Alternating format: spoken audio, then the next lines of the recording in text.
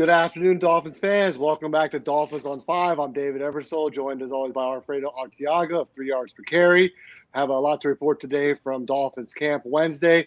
Before we jump in, want to make sure we mention one of our great sponsors here at 5 Reasons Sports, Prize Picks Daily Fantasy. NFL futures plays are on the board. If you've been watching Tua and the receiving core, you know those numbers might be likely to go up with all the good publicity they're getting. So best to get those full season NFL futures picks and more, MLB. All those are available on prizepicks.com. Make sure to use promo code FIVE when you deposit. Alfredo, what's going on, man? How's everything today?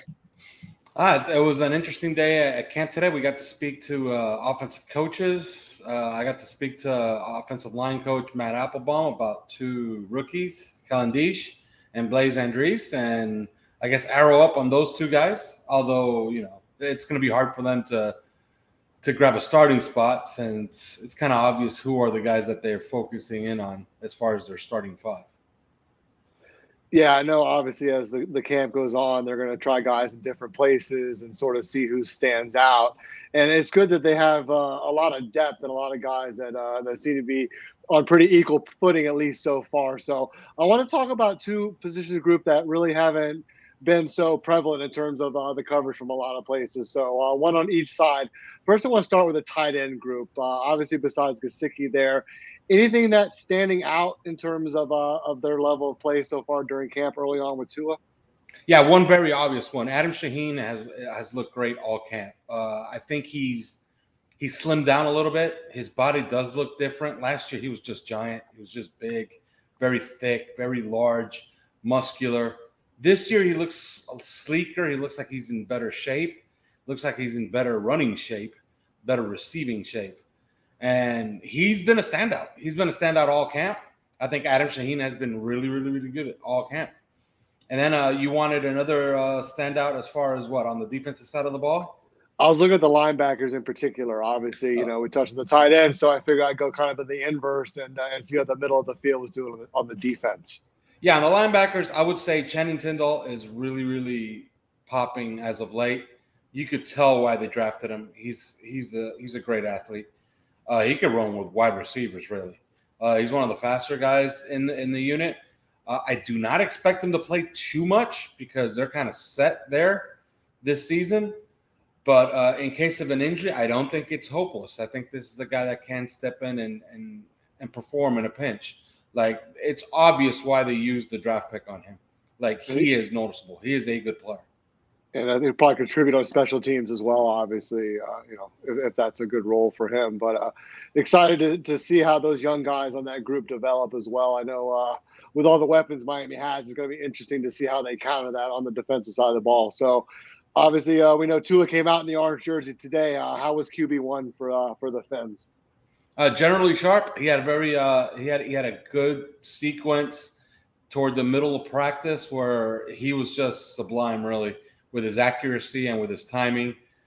He held the ball a little too long, a couple plays that I credited the defense with sacks, but I think that was really on as far as the coverage. I think those were coverage sacks, the two that he took on purpose. I think that secondary had a decent day today. I think that was a good day today by that secondary. Noah Gbanagany, Nick Needham, all the way around. Although Noah did get beat on a deep end cut by Jalen Waddle, which was probably the highlight of the day. I think that secondary had a very, very good day today. Yeah, they'll probably be relieved to get into these joint practices down the road with Philly and cover some other guys as it gets closer to the regular season. So any other standouts from today? And you want to give us your POD for Wednesday's session? Another standout is Eric Zukama. This guy is flashing every single day. The rookie wide receiver made a very noticeable catch today on 1-versus-1s. So, 1v1, which is, it's basically just him, a quarterback, and a cornerback. He beat his man deep for about a 40-yard gain, made a great catch. He had another great catch over the middle, completely laid out. He is noticeable. He's a guy who is coming on strong the last few days. While Braylon Sanders was making a lot of noise early, Eric Zukama is making noise the last few days. And then I can reveal my player of the day today was Nick Needham. He had as perfect a practice as you can have. He allowed nothing. And on 11 versus 11, he was essentially perfect. He was really good in coverage, denied a couple of deep passes. I believe he had one PBU.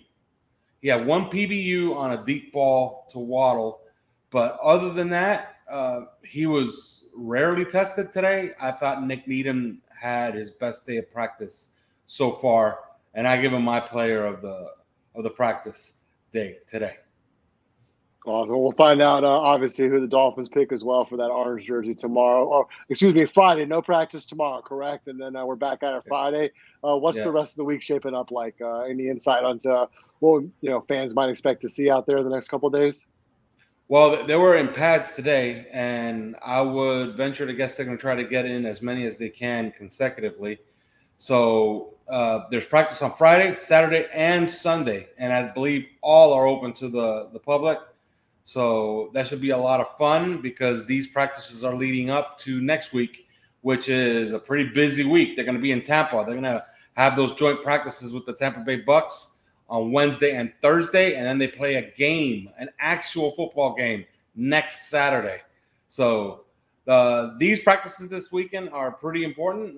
You want to come out here, you want to watch them because this is leading up to a pretty important week of practice against what is everybody considers a Super Bowl contender in the Tampa Bay Bucks. Yeah. And I'm going to go ahead and just I'm going to throw out a giveaway here. So anybody that's watching this now and sees it, DM me on Twitter at David W. Eversole. I have 6 tickets for Friday's camp to give away to the first 3 people that tweet at me on David W. Eversole for 5 reasons. And love to see you guys out there over the weekend as well, supporting the team. So we'll be back after Friday's practice. Want to thank everybody for tuning in.